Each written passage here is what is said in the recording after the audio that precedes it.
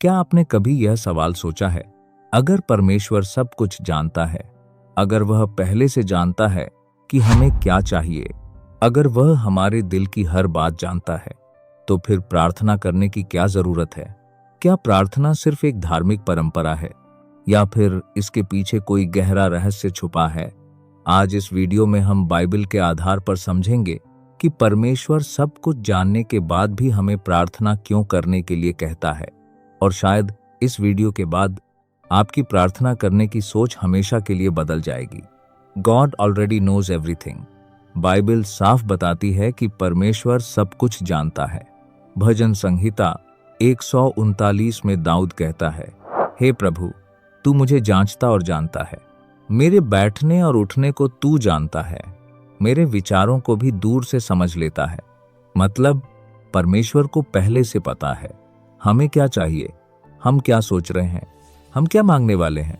यीशु ने भी कहा, तुम्हारा पिता तुम्हारे मांगने से पहले ही जानता है कि तुम्हें क्या चाहिए। मत्ती 6:8।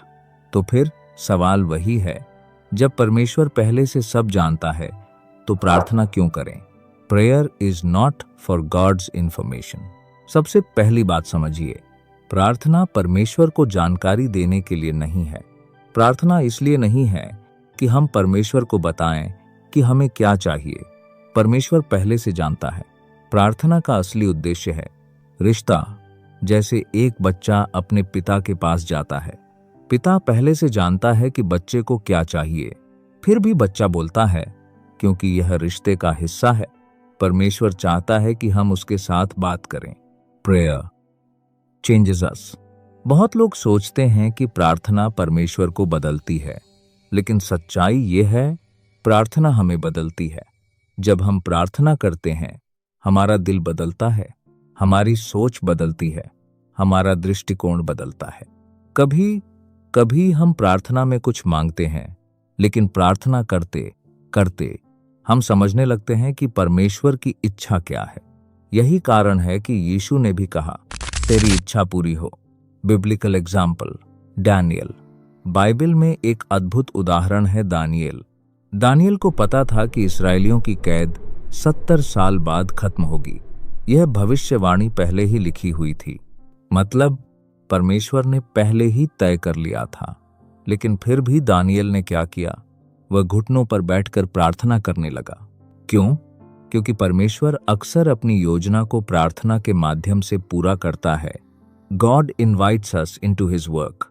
परमेश्वर हमें अपनी योजना का हिस्सा बनाना चाहता है। वह चाहता है कि हम उसके साथ मिलकर काम करें। इसलिए वह हमें कहता है, मांगो तो तुम्हें दिया जाएगा। मत्ती 7:7। ध्यान दीजिए, परमेश्वर सीधे भी दे सकता था, लेकिन उसने कहा मांगो। क्यों? क्योंकि वह चाहता है कि हम उसके साथ जुड़े रहें। Example of Jesus. अगर प्रार्थना जरूरी नहीं होती तो यीशु प्रार्थना क्यों करते? सोचिए, यीशु परमेश्वर का पुत्र था, फिर भी वह सुबह जल्दी उठकर प्रार्थना करता था, अकेले पहाड़ों में जाकर प्रार्थना करता था, हर बड़े निर्णय से पहले प्रार्थना करता था। यह हमें दिखाता है कि प्रार्थना कमजोरी नहीं है, प्रार्थना शक्ति है। The real power of prayer. प्रार्थना सिर्फ मांगने का साधन नहीं है, प्रार्थना है परमेश्वर के साथ समय बिताना, अपने दिल को खोलना, उसकी इच्छा को समझना, उसकी उपस्थिति महसूस करना। और जब कोई व्यक्ति सच में प्रार्थना करना सीख जाता है, उसका जीवन बदल जाता है। तो अगली बार जब आपके मन में यह सवाल आए, अगर परमेश्वर सब जानता है तो मैं क्यों प्रार्थना करूं, तो याद रखिए, प्रार्थना इसलिए नहीं है कि परमेश्वर को पता चले। प्रार्थना इसलिए है कि हम परमेश्वर के करीब आएं। प्रार्थना वह जगह है जहां हमारा दिल परमेश्वर के दिल से मिलता है, और वही जगह है जहां चमत्कार शुरू होते हैं। अगर इस वीडियो ने आपको आशीष दी है तो वीडियो को लाइक करें और चैनल फेथ स्टोरीज को सब्सक्राइब करें, क्योंकि यहाँ हम बाइबल की गहरी सच्चाइयों को सरल और शक्तिशाली तरीके से समझते हैं। और कमेंट में लिखें, मैं प्रार्थना करूंगा।